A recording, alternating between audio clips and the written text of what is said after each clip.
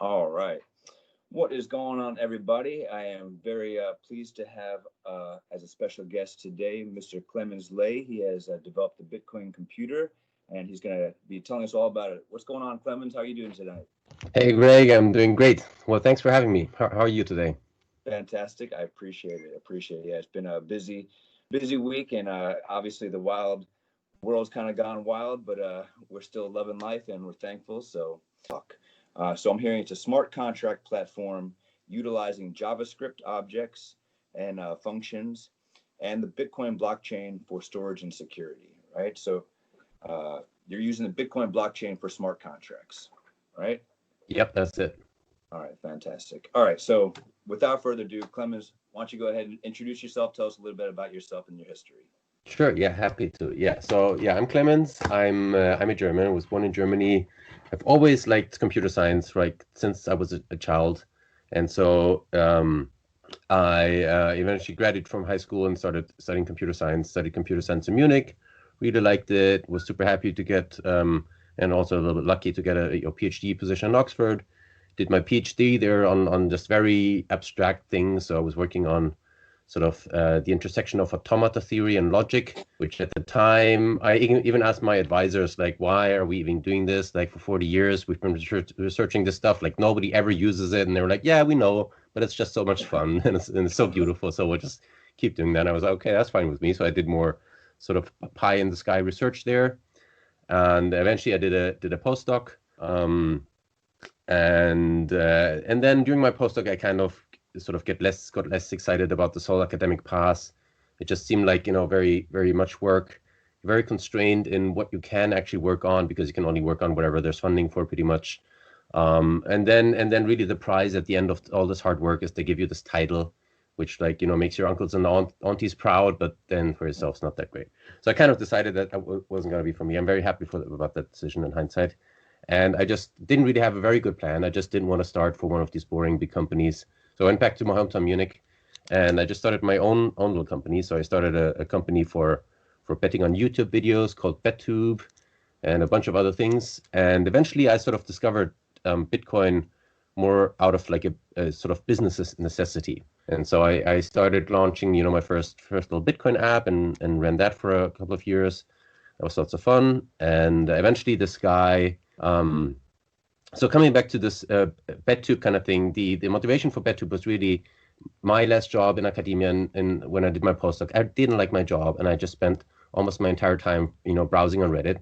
I was always like, well, I'm smart, and I'm putting all my smarts into Reddit here to like find the best video to upload and like whatnot, and so I should be paid for this, right? And there's generally sort of this, this thing in the social media world that now many people have recognized, that it just like seems unfair that like the users contribute all the content to Facebook, and you spend all your time reading your friends' content on Facebook, like just like you would read, would have read a newspaper back in the day. Sure. But the difference was like the newspaper would pay their authors, and Facebook pays no one. And so I mean that's I think everybody agrees with that sentiment, that's wrong. So I started a small project called Tapori. I think you can still find it on GitHub, which was supposed to be like a Reddit, but you make money if you contribute value. Right, and so I sort of turned this the upvote button into a little game where you would have to sort of pay a little bit to participate in the game, and you would essentially make a prediction on which post will go viral in the future. And then I don't want to go too much in the mechanism here, but the idea was like if you write in your prediction and you're like the first person to understand that this post is going to go viral, then you can make a little bit of a profit.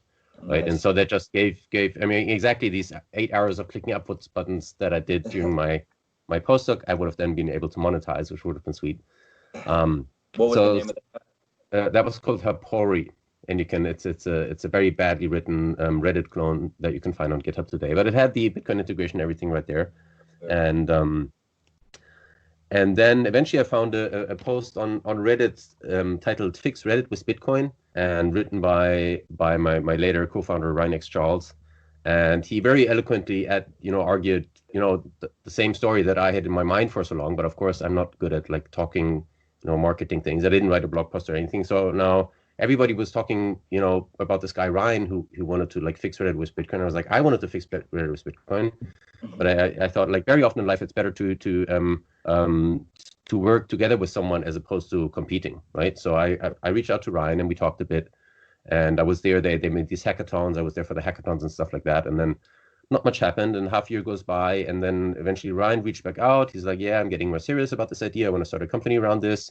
You want to meet my co-founder? And so we agreed to be his co-founder, and dropped most of the other things I've been working on and started sort of building what would later become yours. And at first we spent like a year building a hub and spoke version of the Lightning Network that we almost got to work, and would have been way earlier than all the other Lightning Network people. And the reality is the hub and spoke model is the only way that the Lightning Network can work, in my opinion. That's just the state that the network sort of gravitates towards naturally. But then what happened was that Bitcoin Cash launched, and Bitcoin Cash had these radically low fees, and we're thinking, oh, we don't even need all this complicated Lightning Network tech. We can just use Bitcoin Cash, and the level of complexity went from 100 to 1 or something. Our entire app became super simple, just worked out of the box, and immediately as we even just launched this feature, people started using it, and that was a very powerful experience. And so we ran yours for a while, and sort of in the meantime I'd moved from Germany to San Francisco, stay in San Francisco, and eventually we started working towards what's now the Money button, which is also a really good idea. If you don't know it, go to moneybutton.com and use it on your website. It's a great tool if you have any sort of personal web presence or even professional one for collecting donations from your users or implementing user-to-user payments. It's a powerful tool, so you should all check it out. You worked on that? Yeah, so we started thinking about the thing, and I wrote the first prototype for it, but then shortly thereafter the other things in the company happened, and Ryan and I decided it'd be better to part ways. And so in particular, I mean, one thing that happened is that I got excited about my contracts on Bitcoin. And so I actually remember the day I was up in Marin, here, a beautiful place close to San Francisco, with Ryan. We were talking about Bitcoin Script, and he kind of mentioned that Bitcoin Script has 2 stacks. And I was like, well, 2 stacks, I remember that from academia somehow.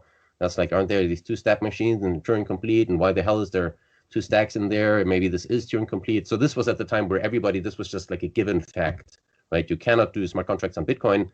That's why we have Ethereum now. And if you want to do, smart contracts, use Ethereum. If you want to send payments, use Bitcoin. But it was, again, exactly the kind of question that I'd studied in university, right?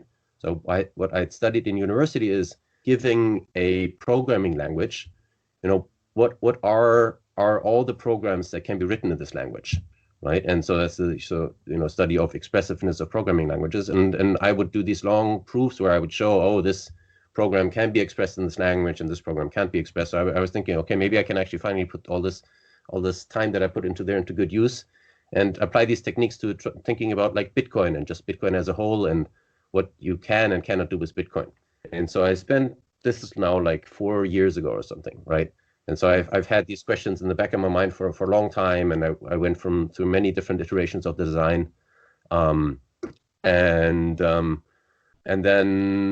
then eventually I sort of kind of got very vague idea, but I had the feeling I can make this work if I put a lot of work into it. But it just didn't fit into the strategy of yours, I guess, right? So your strategy was now to get massive user adoption and sort of less on the deep tech side and more on the just make the business work side.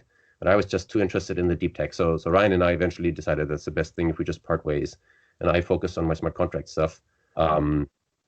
And so that's been over 2 years ago now. So I started working on yours all by myself, and nobody cared. And people wrote these articles how everything I'm working on is bullshit and can never work. And I was like, well, what can you do? And I just decided not to reply to these Medium posts and stuff. And I was just like, well, I just prove everyone, and I'll just build it and show people that you can do smart contracts on Bitcoin. And yeah, lots of things have happened since. I mean, I'd love to, but I really can't go into all of everything that happened. And so I've just sort of been chugging along, working on my smart contracts, making them better. So I eventually launched a version on NPM, very, very bare bones. But at least some people downloaded it, not many, but some. And that was somewhat encouraging, but some means like, 6 a week or something like that, right? And then, so of course, like first day you launch, like, more people try to download it. And then after 2 weeks, there's like 6 left or something. So it doesn't feel great. But I've been through the cycle a couple of times. So if you're sort of a budding entrepreneur out there and you start something and you see the big hype and then falls back into the valley of despair and nothing happens for like months, I mean, that's just normal. The unfortunate thing is if that happens, you don't know if it's going to stay at zero forever or if it's eventually gonna go back up. But now I sort of got some people excited, and I got like essentially 2 little companies to sort of use the Bitcoin computers in a serious way. And then like some of them have raised a little bit of money, and now they're putting funds towards the backend development, which is great because it allows me to hire my mate Yanis. Shout out to Yanis, CEO of Opossum, by the way, great password manager on Bitcoin. And nice. You said Opossum? Opossum or something, right? So just I can't pronounce his second name, unfortunately. He's Slovenian. Yanis URVC. I'm just gonna say, great. One of the really, really good Bitcoin developers out there, in my opinion. And we just balance in terms of skills. We're very, very balanced this way because I'm like more on like the pie and the high theory side, and Yanis is great like setting up servers and making everything run smoothly. So that that really helped. And yeah, and the weird thing is I've not been talking about this much, and I've just like secretly been working on the code and like dumping the code onto people without even really explanations for what has changed, which is something I'll try to get much better at in the future. So I'm not talking about what is changing, and I'm not talking about I don't even have really good documentation, but still apparently people can figure it out through the stuff that I've put out there, I guess, and it's just getting more and more. And just like this week, we've reached 300 downloads per week, which is by far the highest we've ever had. Oh, fantastic. And, that's pretty encouraging. So really, if you think about it, that means like every single day, 45 programmers download the Bitcoin computer and start building apps on it. So that's actually not even totally bad. And yeah, so that's where I'm at right now, and it's very exciting. That's super exciting. It's a adventurous, exciting story. Yeah, it was. It's been a ride, yeah. Yeah, man. Yeah. Well, we met when I found you looking up JavaScript and smart contracts together in YouTube, as keywords. As a budding programmer, JavaScript was something that kind of excited me as a programming language. And so I thought to myself, let me just look this up. And you came up first, one of the first in the search results. And not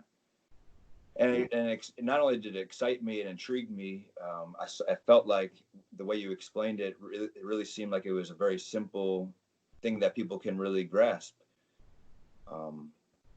And it started making me personally have all sorts of business ideas and whatnot. And so I'm excited that it's starting to pick up pace and people are starting to find out about it. What else? Let's see. So can you explain exactly what the Bitcoin computer is for lay people? And if you want to maybe get into a little bit more technical jargon for those who might not be able to understand that, we'd love to be able to, like I said, I really want to be able to show this to people, and I'm excited to be able to bring it to the folks. So go ahead. All right. Yeah. Happy to answer that. But I also wanted to touch a little bit on the thing you mentioned in your question, the simplicity question, right? Because simplicity is really super important to me. So for several reasons, like number one, like nobody wants to learn something that's overly complicated, and many people just don't have the time and the resources to do complicated things. So there's many advantages there, but there's also just other advantages to simple systems that like, I think complicated systems can just never be secure, right? Because there's just too many things to go on. And I always do think of this a little bit to my past perspective as someone who would write proofs and stuff like that. So you can prove properties of systems, and then you can look it up, all sorts of properties of Turing machines and stuff like that. But it only works, all these sort of systems of science, they're like as bare bones as it gets, as simple as it gets. And like whenever there's something, there's nothing you can remove from a Turing machine and still have it be Turing complete pretty much, right? And so these are the systems that sort of fascinate me, the minimal systems. And Bitcoin to me seems like a system like that. It's just super, super minimal, super simple. I mean, it's taken people, years to wrap their heads around it. But once you sort of get it a little bit, there's not very many different things going on, right? So you have your transaction format, and then there's the question like who gets to decide which transactions to get into the blockchain. So here you have the question of consensus, and then you can talk about like very separately from the transaction format. There's all these questions around proof of work versus proof of stake and all these consensus questions, and that's pretty much it. Whereas then like it's just for historical reasons, the way that Ethereum got developed was that they just sort of took Bitcoin and just thought, like, what's the straightforward way to make this Turing complete, right? And it's a totally legit way. I don't want to diminish that. That's amazing work that was done like by a very young man, 5 years ago. So that's a massive achievement. But still, sort of with the advantage of hindsight. Yeah. Clemens, let me stop you real quick, and just because again, I think there's going to be a lot of lay people and people who are halfway savvy and so on and so forth. Explain what Turing and Turing complete is to those who don't know. Sure, of course, yeah. So there's there's a certain measure for how powerful a programming language is, right? Sort of in our natural conversations, we very often talk about, oh, this is a very powerful programming language or stuff like that. But then there's also a very formal notion of that. That is very simple. Like so given a programming language, you can just define all the programs that can be implemented in that language, right? So now this is now given a programming language, you can define a set of programs that can be defined, right? And then you see that for different programming languages, you get different sets of programs, right? And some of them, sometimes they're overlapping. Usually they're just like contained in one another, right? And then very long time ago, like beginning of the 19th century, people asked the question, okay, now we have all these different programming languages, which were just like called logics and stuff like that back then, or just mechanisms. And like, how do they compare in expressiveness? And like, can we just arbitrarily add features to a programming language and make it more and more expressive? Or do we eventually reach some bound where that's just all programs that can be computed? And it turns out sort of the answer is yes, there is this upper bound for everything that can be computed in the world, right? And sort of that class of program, like a programming language is called Turing complete. If the class of programs it can express is that class of maximal programs. And the funny thing is there's many different ways to define like a programming language or a machine model or something like that. And you always get this class of Turing complete languages, right? And so, I mean, known ones are, Turing machines as mentioned.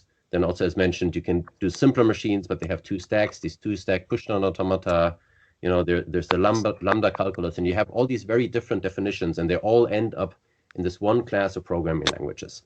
And there's actually a thesis, something that can never be proven, but it's very strong evidence for the fact that this is actually the maximal class of programs that any programming language could ever produce, right? And there's no way of proving that. It's just like every time we try to add more expressivity, it's just we just end up in the same class of languages. And then to stress the importance of these languages, all programming languages that we use today, Java, JavaScript, C++, C, Fortran, assembly, whatever you can think of, they're all in this class of Turing completeness, right? So all what we call higher level languages are all in this class of Turing completeness. But we also use languages from lower, more restricted classes. For example, like many people are familiar with SQL, the language that used to access databases and sort of read data from databases and store new data inside there. Nobody has ever built an entire application just out of SQL, right? And it has some practical reasons, but it also mostly has a theoretical reason that it's just not possible. You just cannot build arbitrary applications out of SQL.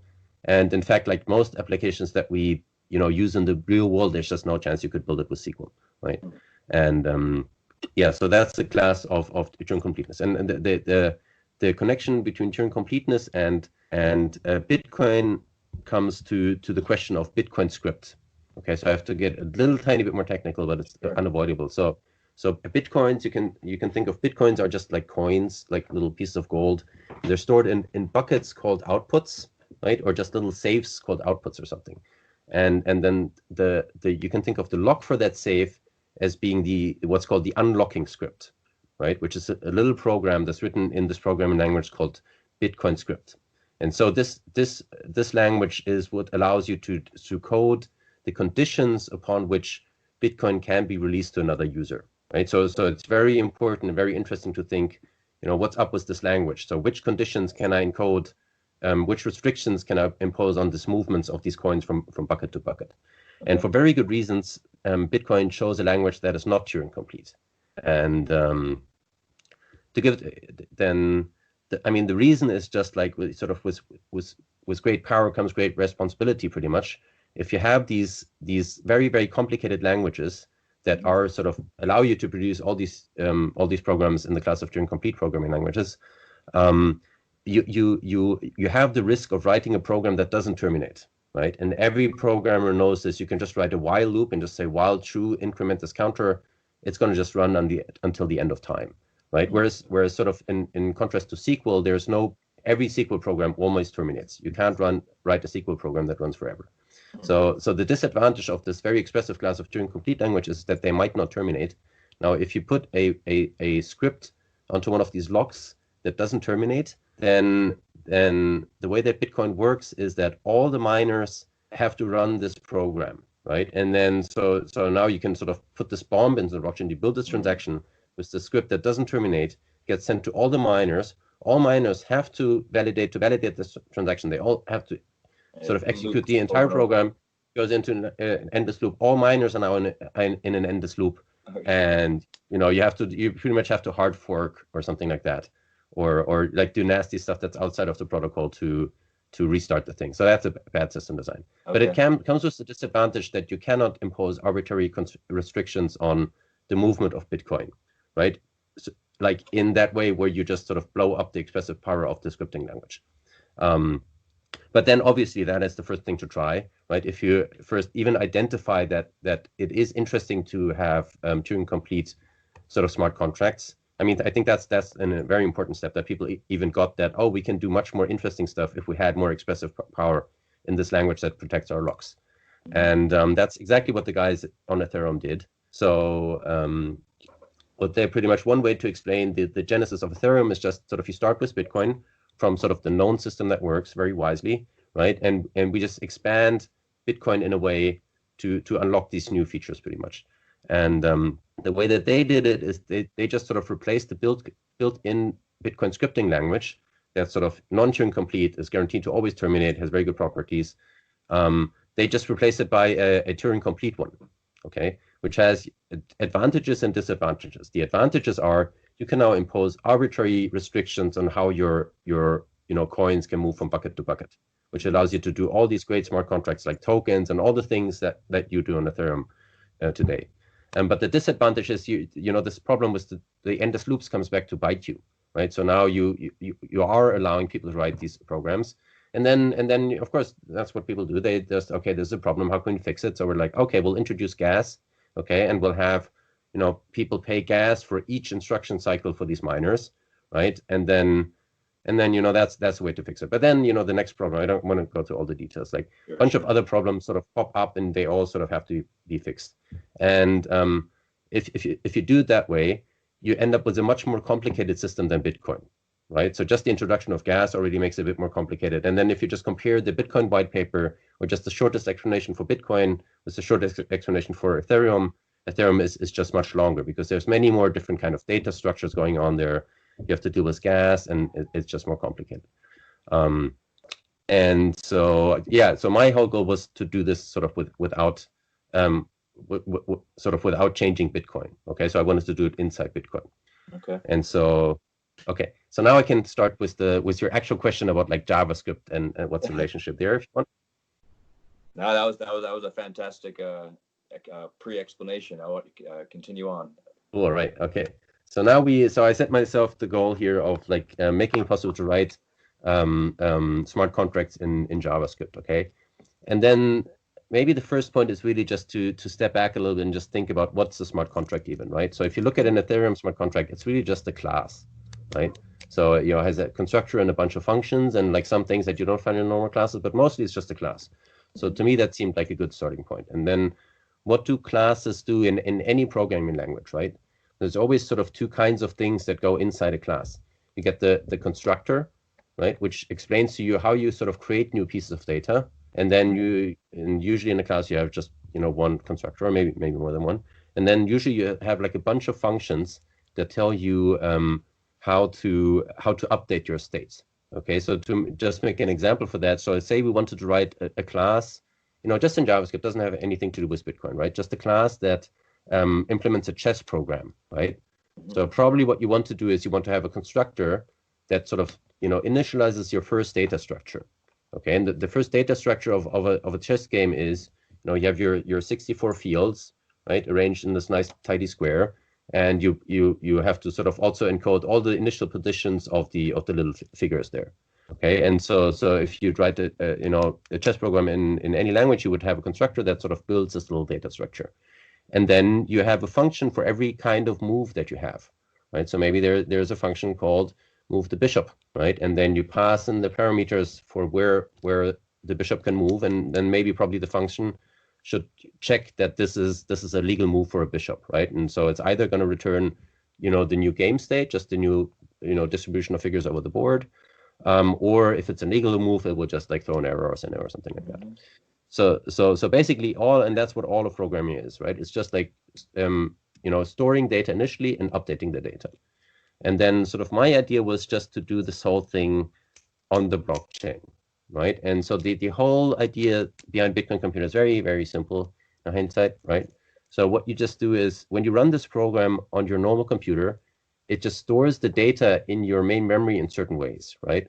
And what it does is, you give it these data structures, like this chessboard, which are sort of these compound, nested structures. You're going to have like an array of the positions and this kind of stuff.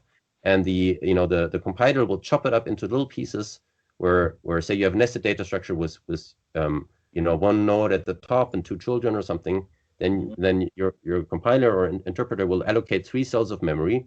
In the first cell, it will store the root, and in the second cell the first child, third child, the third child, and then in the first cell for the root, it will also say, oh, my left child lives in this cell, and my right cell lives in that cell. Okay, and so on the Bitcoin computer, we're just doing the exact same thing. We're just replacing memory locations with Bitcoin outputs. Okay, so if you ran a similar program on the Bitcoin computer, instead of allocating memory for 3 cells, it would just allocate 3 new outputs, right? And so how do we allocate 3 new outputs? We just broadcast a transaction, with 3 unspent outputs. Okay, and then that's how we store our game board on the blockchain. And to later remember what was going on, we'll also store, the program, the actual class that defines this chess game in the same output, because we're going to need it later, right? Sure. And then now someone makes a move. So what happens on your local hard drive is, like, most of the cells stay unchanged, right? So, most of the squares on the chessboard have not changed their state, but some of them, like especially where the bishop was before and the bishop is now, these 2 cells are now changed, right? Mm-hmm. And then what the compiler does is it just, asks the operating system, oh, please update these 2 cells in my hard drive, right? Specifically this cell, and say that the bishop's not here anymore, and that cell, and say that the bishop is there. Okay, and so in the Bitcoin computer, we just do the same thing. Right, so always just think memory cells correspond to Bitcoin outputs. Okay, and so in this specific example, what we would have to do is the Bitcoin computer would determine, okay, so this cell has changed. This is where the bishop used to stand. So now take a note of that there's no bishop there anymore, and the other one has changed as well. And to keep just everything nice and tidy, we will just store inside that transaction that updates these outputs. We will store the name of the function that was called, like move bishop, and the parameters to this call, which is probably move to this and that position or something, right? Mm-hmm. And that's all that we do. And then, I mean, so far there's really not much learned here. And the only difference is that now we're storing our data on the blockchain as opposed to on your local hard drive, right? So if you were the only person in the world, there's really no point of doing it at all. But now there's advantages if you're not the only person in the world and you want to like do stuff with your friends, right? So one thing you can do now is you can send this location where the chessboard was initially deployed. You can send that to a friend, right? And just tell them, have a look at this, and they will find an output and it has a class in there, right? And it's also going to say, I called the constructor here and I passed in these parameters. And what your friend can now do is, since he understands the code of the class and he knows that the constructor of this class was called with exactly these parameters, he can just run this computation on his own computer. So now he can create the state that you had on your computer after the first move, okay? And then he also sees, oh, look at this, 2 cells here have been updated, right? Because the bishop has moved, and they can tell that they have been updated because they're now unspent, they're now spent outputs, right? And so they can even determine the transaction that spent them, that sort of recorded that state change, right? And so in the second transaction, I said we're storing what we're storing is the name of the function that was called and all the parameters. So if your friend can compute the state after creating the chessboard, if you can learn this information, the first function that was ever called on this chessboard was the move bishop function, and the two parameters were this. Then your friend can recompute the exact same state on his machine that you have on your machine. Okay, and what this now does is you have these two people, can be friends, but they can also be, foes or not know each other or whatever. They can come to a consensus over the current state of the chessboard, right? And so the way that works is the data that you write into the blockchain is immutable, and all users see the same data at the same time. Right. Okay. And so this is a way of saying that, like, the miners provide consensus over this metadata of what's my smart contract and what's the sequence of function calls. Okay. They don't provide consensus. Nowhere in the blockchain is the actual last game state changed. The only thing that's stored is these were the sequence of constructor and function calls that happened, and this is the smart contract, right? But if everybody has consensus over the sequence of function calls, if it's a deterministic computation, both can get to consensus over the latest state of the board, right? And so now you have two users that don't need to trust each other. They just have to trust. They don't have to trust no one because Bitcoin is trustless, and they can get a sort of consensus over the state of the world. And this can be used for all sorts of things, right? So if you want tokens, really what you want is everybody needs to agree who has how many tokens, right? So so it's the consensus that the miners provide over the metadata allows the users to get consensus over the state. And that's exactly now the same thing that Ethereum achieved, just in very different ways, right? So in my entire explanation of the Bitcoin computer, I didn't even mention Bitcoin script, right? Because we're doing this very different thing. What Ethereum did is they sort of expanded the expressive power of Bitcoin script, right? Which allows you to do all smart contracts, but you have to go back and fix all these things and make your underlying blockchain more complicated. In my version, I don't have to change Bitcoin at all. I retain all the simplicity, and it's been just proven to work really well over the last 10 years, right? And just sort of add this thin layer of just writing metadata into the blockchain, and it can achieve the same thing. But I also want to make clear that I'm not like the first person to ever work on this. This is sort of goes back to these ideas are very similar to the ideas of colored coins, right? So colored coins have been around since like extremely early 2012, and these are actually also some of my absolute heroes, the people, and Vitalik was actually one of them.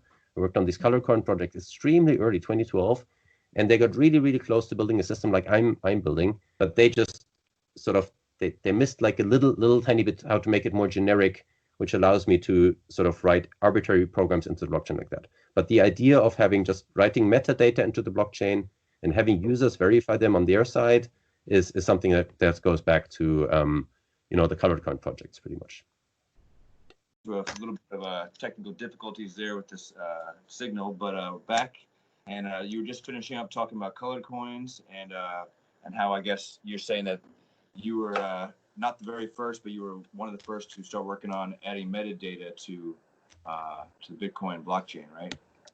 Well, no, I wouldn't say that. So many people have added metadata. It's just I guess I'm the first one to sort of use these old ideas from colored coins to build a smart contract system on top of it. So yeah, so many people have so that's sort of the most common non-payment use case in Bitcoin right now is, I guess, storing metadata. So that's where we get like Memo.cash and all these social networks built on Bitcoin and stuff like that. But I guess I'm the first person to use colored coins to do like Turing complete smart contract stuff, I guess. Very cool. Very cool. Well, hey, congratulations. Well, thank you. Yeah, it was fun. Yeah, I felt like I was excited to talk to you. I said, "Oh man, I'm getting to talk to people, to a man that could be a household name one day." Well, I kind of doubt that at this point, but yeah, I mean, I'm very happy with my life. I get to work on super interesting stuff, and I get to talk to interesting people. So I'm excited. Good, yeah. I'm excited. So let me ask a couple questions about the Bitcoin computer and different apps that people might make on it. So let's say that somebody created an app and they're sharing this information through JavaScript states on the blockchain, and they've got their friend, let's say, like you said, playing chess. And let's say the guy breaks his phone, and then he needs to go get a new phone and get this app back on there. Would that same state that he needs to get back come up on his phone, and how would he access that? Yeah, great question. So the state in the Bitcoin computer is stored as securely as your Bitcoins are, right? And so the same mechanisms apply towards like, not losing your Bitcoin apply to not losing the state. So all the um, all state is stored in unspent transaction outputs. And, these unspent transaction outputs are still protected by very simple Bitcoin scripts that just sort of designate who owns that output. And if you, so to precisely answer the question, so if you lose your phone, your game state will forever be preserved on the blockchain no matter what, right? Just like if you lose the keys to your Bitcoin, the Bitcoins are still there, you just can't move them anymore. But the distinction comes in exactly like what corresponds to moving your Bitcoin corresponds to updating a smart contract, right? So if you wanna ever sort of make the next move in the game, then you need access to your Bitcoin private keys, right? Mm-hmm. And then as long as you hang on to your Bitcoin private keys, you can sort of find the entire game state back and continue playing the game, I guess. Very cool. You just made me think of I've got a Samsung phone, and the new Samsung phone's got this blockchain wallet built in the Samsung phone. And I don't know all the technology of how they're doing it, but they store private keys, they claim securely in a secure folder, I guess, which I think would be neat to be able to utilize the combination of these two technologies. That would be super awesome, actually, yeah. Because the funny thing is now that I've built a few of these applications, so usually the way it works is sort of you log in with your private key, and then sort of use that private key to find all your information from the blockchain. And then so usually as long as you have your private keys stored, you can just recover everything from the blockchain. And there's not even like a separate database, right, that could go away or stuff like that. So if you could store that private key securely, that will just protect you, to keep your data safe, right? And these kind of things are very important because like we all live in this fortunate positions that we can like hold on to physical stuff. Yep. Right, and keep key secure and but many people, if you're a migrant or something, it's very hard actually to hold on to physical goods. And so that's where Bitcoin's a big advantage, because the only thing you need is that one private key, and then you just have to physically hold on to your phone, and you can recover all your data from there, right? Whereas all other services, usually like if your subscription runs out and like you can't pay the bill anymore, then you might lose your data. And it's a very, very secure place for people to store stuff, especially if you live in a slightly unsecure environment or something, I guess. Yeah, that's fantastic. Yeah. So you might have kind of touched on it a little bit. I think with the answer you gave of the simplicity of Bitcoin versus the possibilities of something that can go wrong with a more complex environment. What are some other advantages or disadvantages of Bitcoin computer versus, let's say, Ethereum for a smart contract? Yeah. Also a great question. So off the bat, so the big question is always, can you do everything in everything that you can do Ethereum? Can that also be done on the Bitcoin computer, right?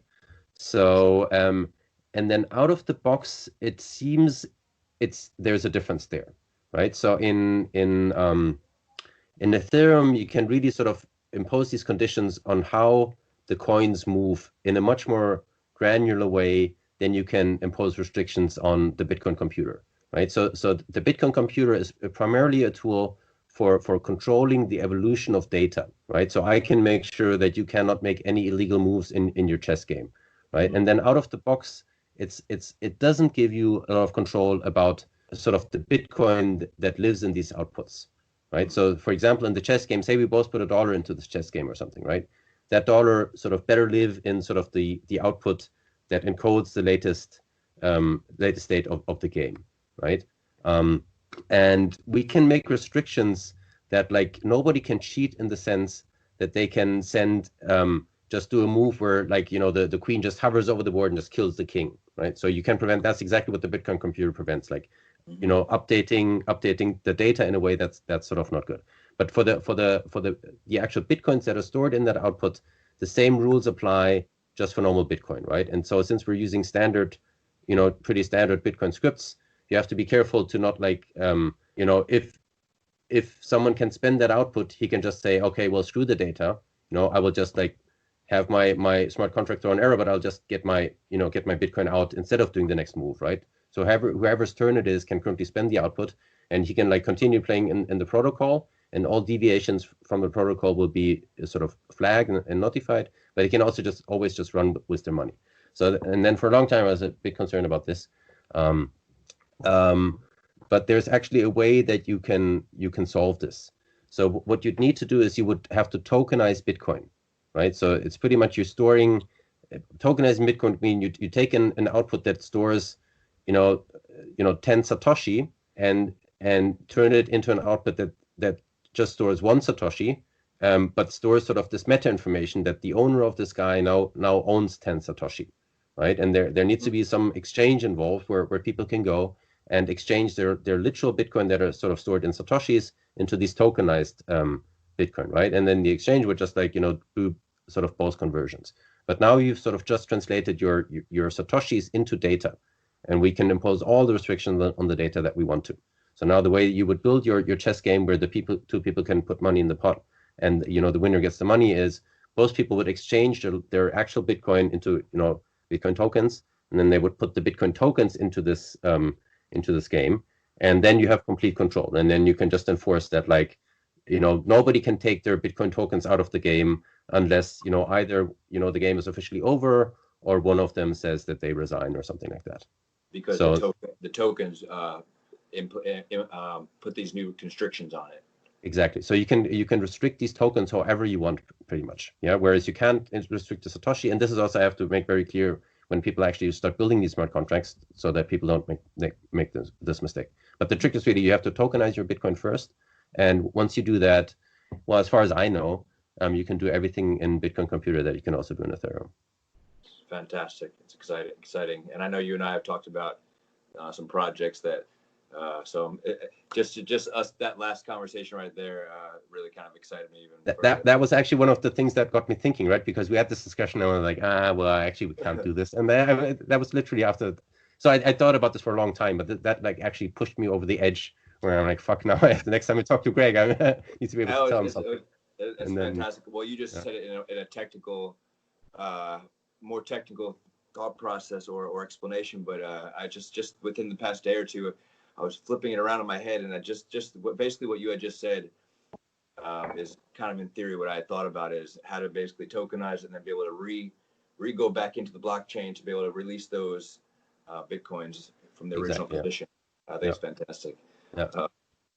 So here's something that so as you change the states in Bitcoin Computer to show this new updated state, is it cheaper to utilize the Bitcoin or Bitcoin Cash? I know you had talked about that as also what you'd like to use. Is it cheaper to express these changes on these blockchains than it is using Bitcoin Computer than it is on the Ethereum blockchain? Right. Yeah. So there's sort of two costs to sort of running a smart contract or calling a function in a smart contract. There's always like just the fixed cost and the variable cost, right? Okay. And sort of the fixed cost is just like what's the size of what's the cost of broadcasting a small transaction, pretty much, right? Just a boring transaction that's nothing fancy and stuff like that, right? So in the case of Bitcoin, it would just be a transaction with, 1 or 2 inputs and outputs. In Ethereum, it would be a transaction that has, a smart contract that does next to nothing. And so just comparing the fixed cost, I think it's about 100 times cheaper to use, Bitcoin Cash or Bitcoin SV or Litecoin compared to sort of the standard base price for an Ethereum transaction. So you start from 100 times lower base price, but then the real difference shows in the variable cost, and that has just to do with the fact that like Ethereum is miner validated, all miners run all the smart contracts redundantly, and in Bitcoin Computer is user validated. That's meaning that only the user that cares about a specific value has to compute that value, right? There's nothing. I don't need to compute everybody's value here and stuff like that, right? I just compute the value that I'm interested in, and so that leads to actually massive reductions in cost. Because in Ethereum, not just are there like 10,000 miners that have to run this program as just opposed to one user. These 10,000 miners, they're also just caught up in this very complicated and overhead laden consensus protocol, which in effect, so I've read different people have done calculations, compared the cost of running a computation on Ethereum versus AWS, and comes up as like it's like 1 million times cheaper to use AWS to, like some people have said, 400 million times cheaper.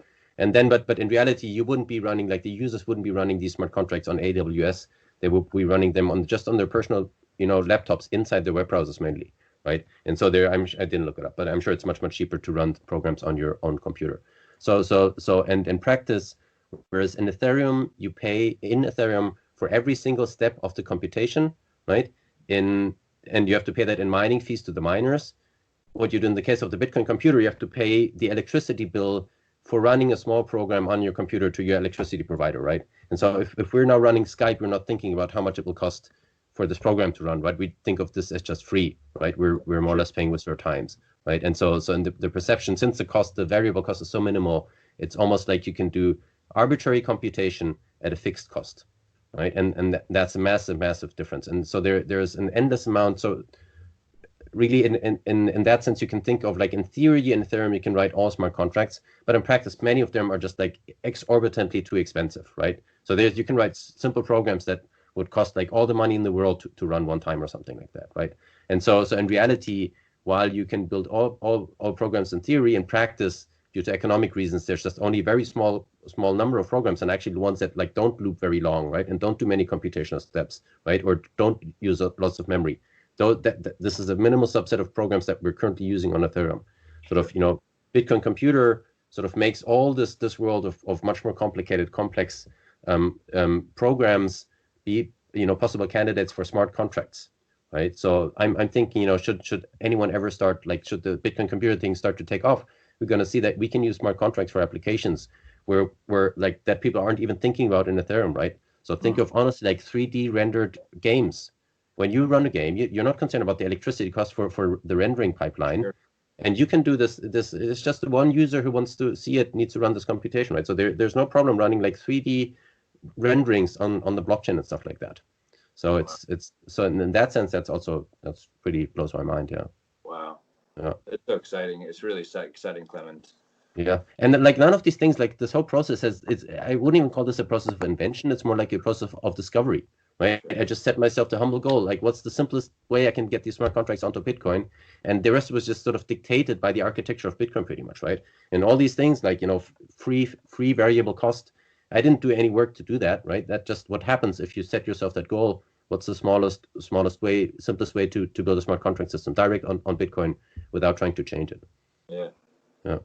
Yeah, and for those who are watching this, I'll try to leave some links below in the description for your other talks, because I think you have a really good explanation as you talk about the simplicity of how you were looking at it, how you're seeing what a computer really is, the parts that make up a computer, and then looking at the blockchain and how to interact with that, and how that really is, like you said, a data center, to store data on, and yeah, it's just really a nice explanation. I think people should see.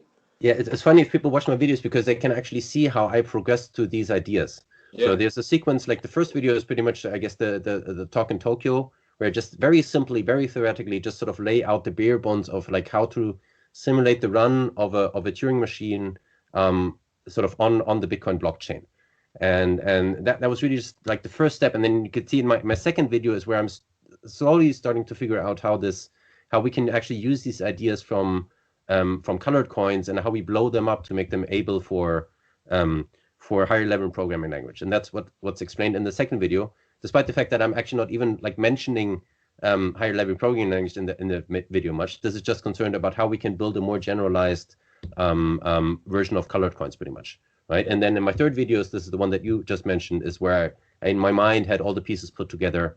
And I tried to keep it a bit opaque so that people don't copy me right away. So I kept it high level. But so that was this explanation of like, it's just that, to the users just looks like a normal computer, the Bitcoin computer, but it's really just, number one, it's a better computer because it has certain features built in. Everything's time stamped, right? You can put money into the computer. You're very, fine grained control over who can update which pieces of the data. And the best of all is, that's why it's called Bitcoin computer, because like we all have access to the same blockchain, and really what happens is I can create the same state in the literal same object in my memory as you have in your memory, right? And I can call the exact same function. So it's this illusion as if we were working on just one big computer, right? And so that's really what makes the Bitcoin computer, like at the same time very powerful and also easy to use, because you can essentially write, single user programs, but naturally to have them run for many different users, right? And that's just a very easy way to think of these problems and to write clean code and stuff. Fantastic. Mm. And you made me think that, like, you could do a whole lot of stuff and then update at the end of the day. Depending on what your needs are for the app, you don't have to update it every single time of this. You could update at the end of the day. And again, I'm kind of speaking more of a layperson's perspective, but absolutely, yeah. So you can build all sorts of off-chain protocols with this, right? So I'm just starting from the basic level right now. So my protocol is just completely on chain. Like, I build a transaction, send it to the blockchain. You only learn about the state update by finding this new transaction on the blockchain, right? So in my current version of the implementation, there's no direct communication between me and you if we participate in this game. But then, of course, you could build the same version also just offline, right? So I could, instead of broadcasting this transaction to the blockchain, I could just send you that transaction by email, right? And you can send me your move by email back. And then I'm sure we can figure out some Lightning Network style kind of things where at the end, maybe we agree to just, so we both now have the entire history of both transactions or something, right? Mm-hmm. And so we're both now in the position to just broadcast all these transactions and have the payout go to the winner, right? So then, I might send you another email. So why, this game has now taken 10,000 moves. Each move just costs a tenth of a cent, but still, you want to be stingy here, and maybe we just compress the entire game just into one move, pretty much, right? That just said, I don't know, you won, right? And so I'll write this contract on my end and send it to you, and then you look at it and see it checks out, and you might just sign it and broadcast it to the blockchain. So all these off-chain things can be built.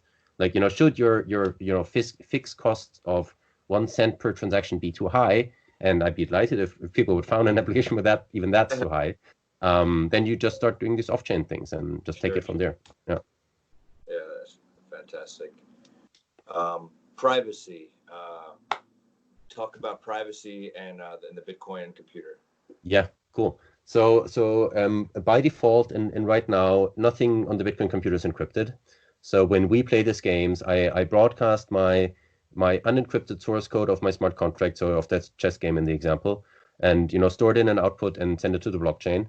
And everybody can see the code there, and then everybody can see the sequence of function calls, and it's sort of as pseudonymous as Bitcoin is, right? So you don't know which public keys belong to which people, but you can sort of start doing this analysis and see, the same public key, I can find this here and here and there and all over the place, and maybe sort of gain some information that way.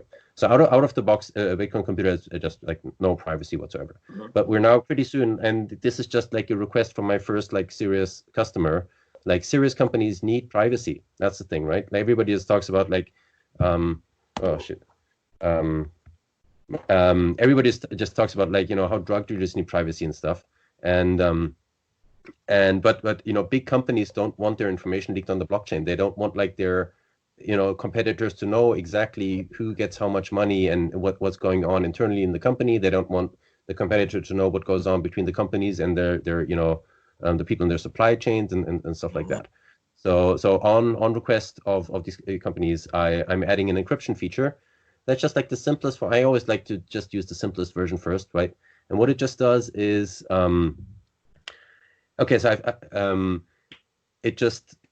it allows you to add a property to an object called the reader, right? So in your just normal JavaScript code, you would say, okay, this object has a property reader, and I'm setting it to these 5 public keys, okay? Mm-hmm. And then there's a mechanism involved that these 5 people can do. I'm in an interview here. Can do that. So then what happens is a shared key is generated between these 5 public keys that are set as the owners, and this key is used to encode both the smart contract as well as all the constructor call and the arguments and the function calls of the arguments, right? So meaning this whole big story is just like you can set the readers in your objects, and you're guaranteed that using very standard, encryption algorithms like AES and stuff like that, you can sort of ensure that only the designated readers can read the data, right? But again, you have to be like precise about what exactly is being encrypted, right? So like I said, the smart contract's encrypted, the constructor calls and the function code's encrypted. What's not encrypted is the public keys, for example, right? So then if you want to do analysis, what you can see is, okay, this public key has engaged in some sort of encrypted smart contract with this public key, right? And you do the same kind of analysis you would do on top of Bitcoin. The privacy is a little bit better compared to in Bitcoin, because in Bitcoin you can see the public keys and also the amounts that get shoved around, right? So maybe you can do some analysis. Oh, this public key is always sending money to this public key, and then that might tell you something. In the Bitcoin computer, the Satoshi amounts usually don't carry much meaning, right? Because you've sort of encoded your Bitcoin in these tokens, and each output always just has like one Satoshi in them or some minimal amount of Satoshi in them, right? Mm-hmm. So sort of that part is encrypted as well, but it's not a perfect encryption, right? And I also want to say, like, Bitcoin computer is not your place to build self-executing illegal applications, right? Because sure. Number one, I'm thinking you shouldn't be building illegal applications in the first place. And doing it on Ethereum, there's like this myth out there, oh, I'm doing it on Ethereum and I'm not even running this code, and it's just the miners. That is not going to fly ever, right? So it's just like, people have to take responsibility for their actions. And if they want to do illegal stuff, there's probably better, more private coins to do it. But sort of what I want to provide is to, honest people a way to, get the privacy that they deserve.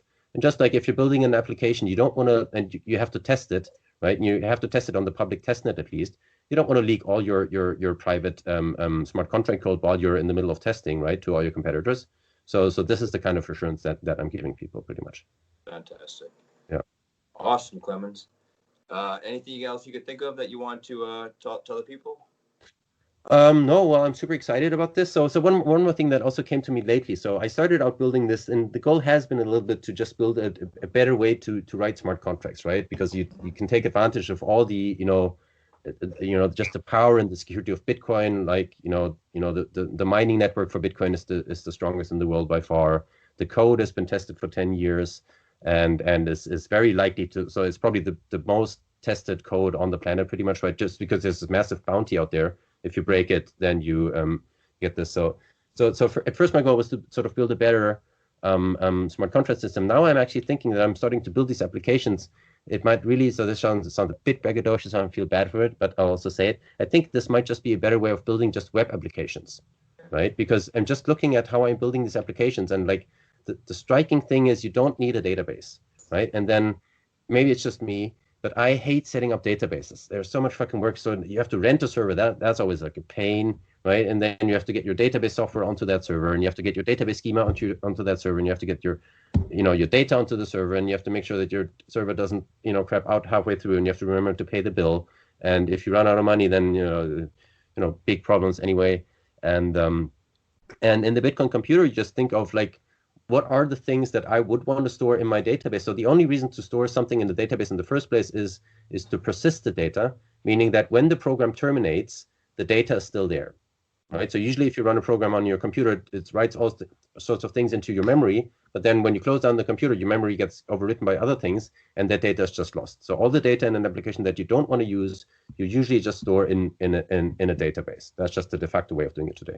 And now these smart objects, the way I'm calling them, these objects that are stored on the blockchain, are also sort of stored persistently on the blockchain, right? But now instead of having to do all this work about like setting up the server, and now I have to integrate not just my JavaScript program, I also have to deal with SQL, the second programming language, much harder to hire for. I can do everything just in the front end, everything just in JavaScript, and I just think to myself, okay, what are the objects here that I want to persist, that I want there to be stored the next time the user comes back, right? So when you're building a telephone book, that's probably like, the entries of like names and telephone numbers, stuff like that.